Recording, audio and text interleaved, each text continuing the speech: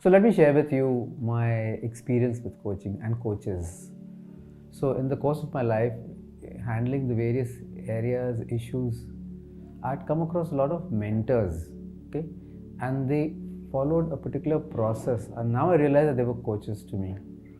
And in their coaching, what made them stand out and help me is that in their whole scheme of things, they focused on me. They didn't focus on themselves. They didn't have a set agenda to tell me anything. They just looked at what my requirements were at that point in time, and my requirements kept on changing from time to time. And they focused on the requirement and the need at that point and gave me the input. Now, when I look back, those inputs have been phenomenal and they've been really instrumental in making me, getting me the success that I've had, if that's success, in whatever areas that I've had.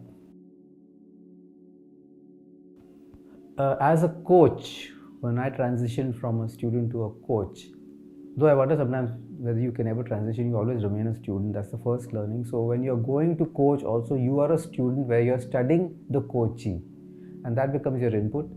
And if you get yourself out of the way and get your agendas out of the way and focus entirely on the requirements of the coachee, then you do that much of a better job.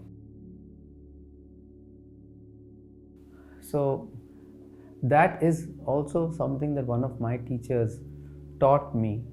Said, trust the process, okay? And the process is this energy which talks to you if you're able to tune into it.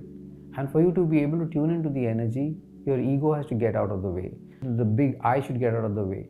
And if you are there being pretty mindful of what it is without any agenda, it teaches you and you get the solution. You know exactly what to do, even if you have no background. The first challenge that any coaching presents itself is the purpose for coaching. The coachee should want to be coached. It should not come there because somebody else has asked him. Unless and until the need is felt by the coachee, no transformation can happen. So, beliefs both have, the coach and the coachee. First thing is to identify that and recognize that, look, I have a belief, and I might have a belief about the coachee as well. And that might be a hindrance in the process of coaching. So recognize that I'm susceptible to that and be mindful.